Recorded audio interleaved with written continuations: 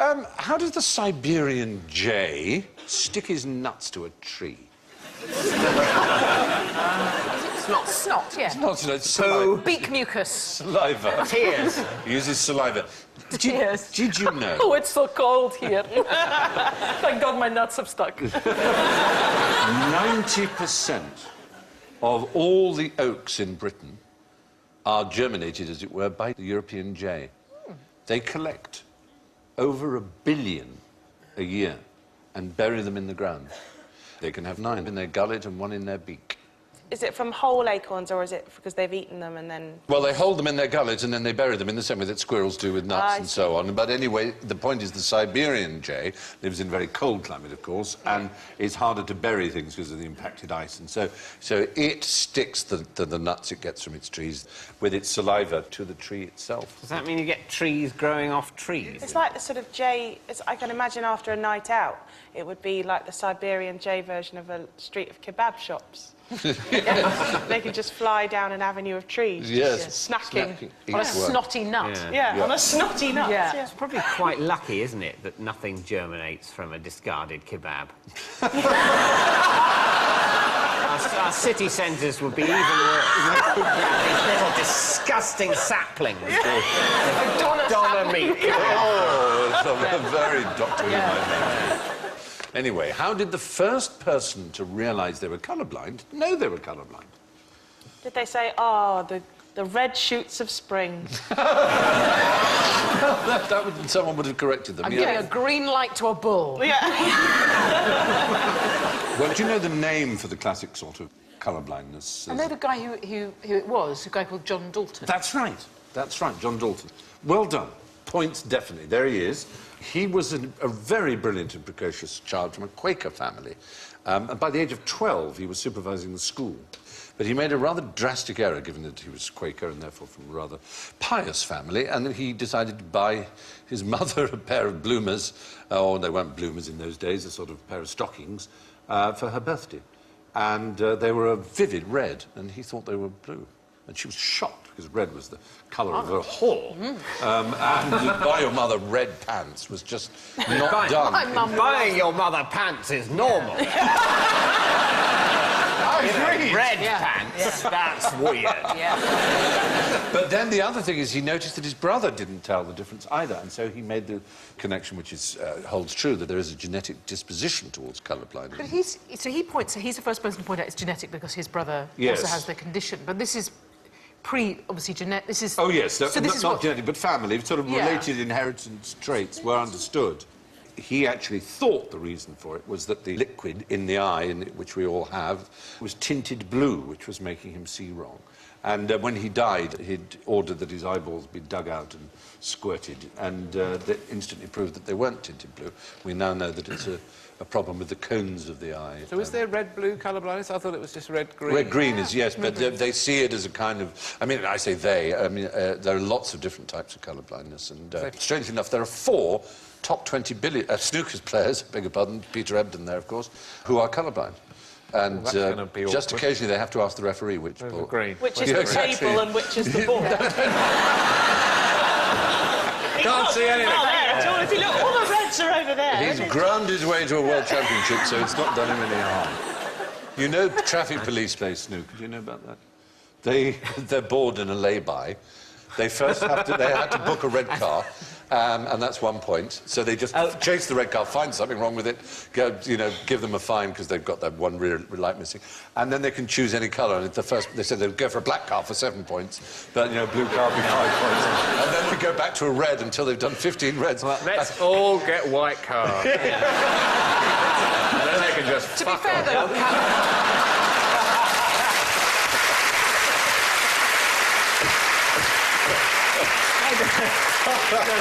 I'd say worse things have been done in a lay-by than that. Horribly true. Horribly, horribly, Harvey, Joe.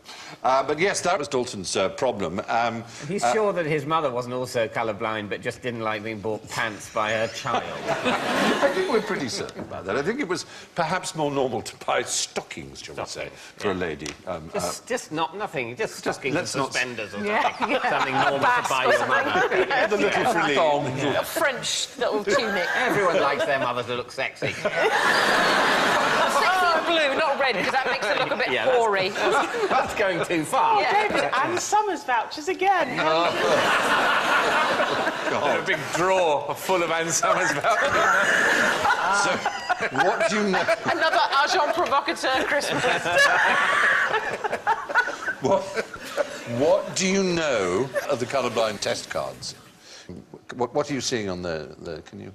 The number 74. Very, very clear. Well done. All I can see it, but not very clearly. So, what does it mean they can't become? If, Pilots? Well, no, oddly enough. Snooker players? No, of no. course not. We know that they could be world champions. Bullfighters? No, actually, it's a myth that you can't become a pilot if you're colourblind. It's only if you're very severely colourblind, the worst kinds of colourblindness, that you're Can't tell the difference disallowed. between the blue sky and the green. Yeah, something like that. And the grey tarmac. Yeah, very worst kind of colourblindness or blindness. Anyway, they're called the Ishihara tests, devised by Shinobu Ishihara, who worked at the military medical school and was asked to screen military recruits for abnormalities of colour vision. The first plate, that's an orange number 12, which is, I'm sure you can see that.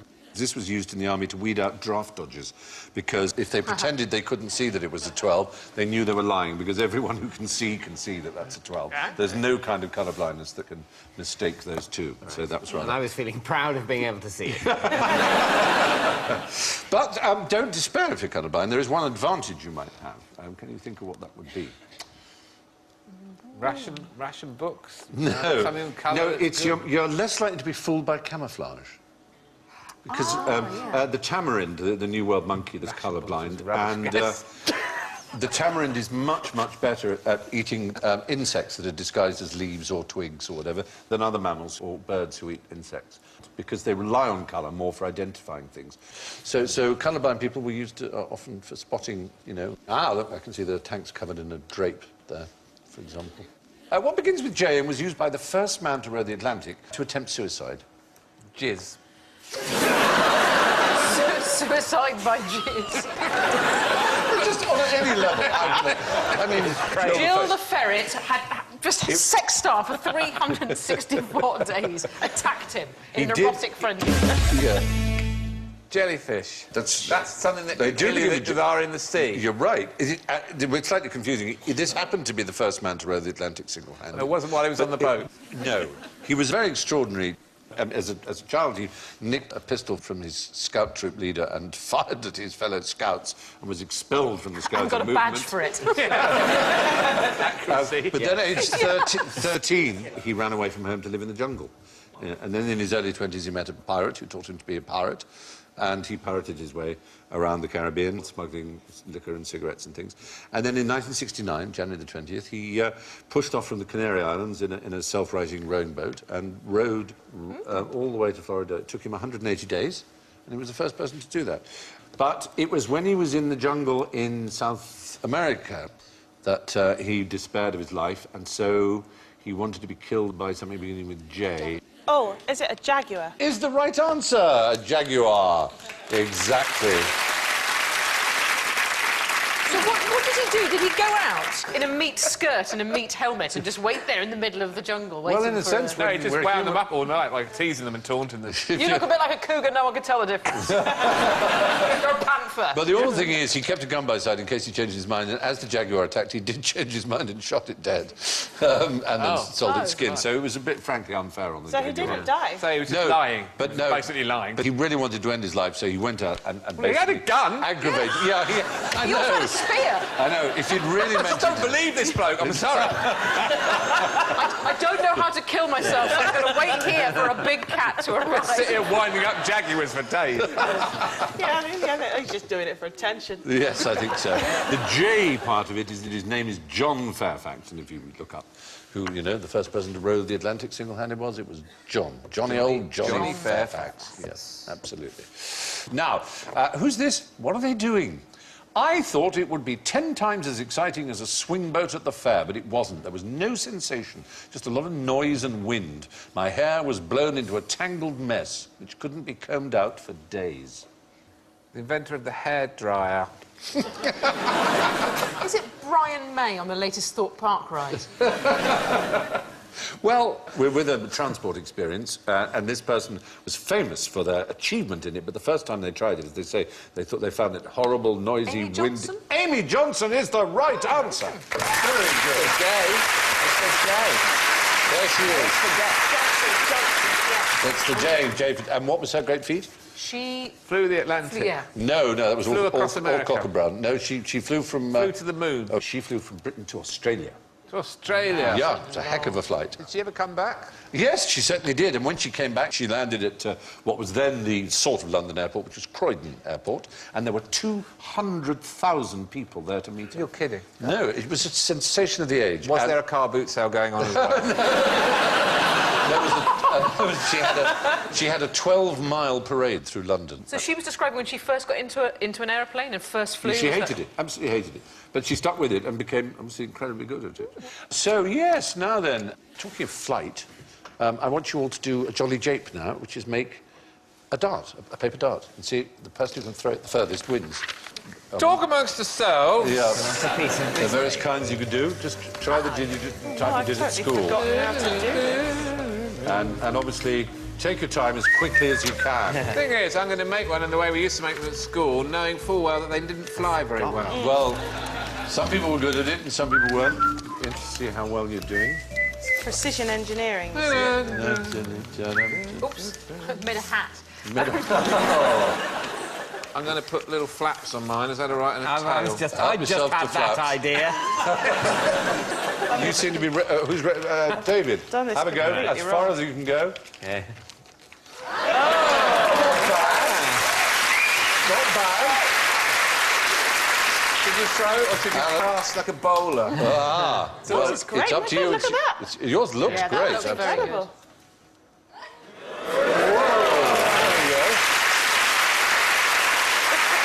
It went up because of the flap. Yeah, the flaps. Corrugated Flaps roof gave it lift. Watch out in It's the back one of row. those- This is going to be lethal. It's one of those stealth ones. You won't be able to see it. You won't be able to measure it. Yeah. You can buy it from Wick. It's got her name on it. Oh!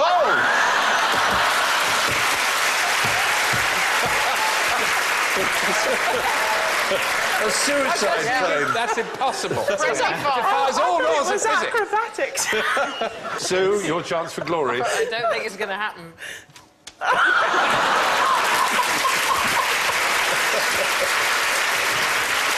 Well, despite the brilliance of Amy Johnson, but would you be surprised to know that the paper aeroplane that goes the furthest looks like this?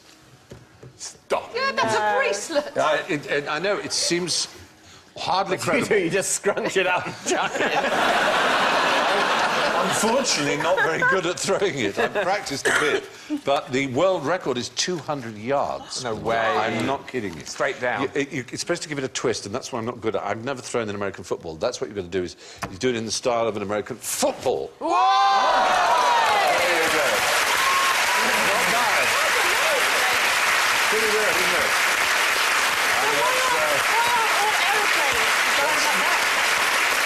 It was invented by a man called Mark Forty, whose father worked for NASA.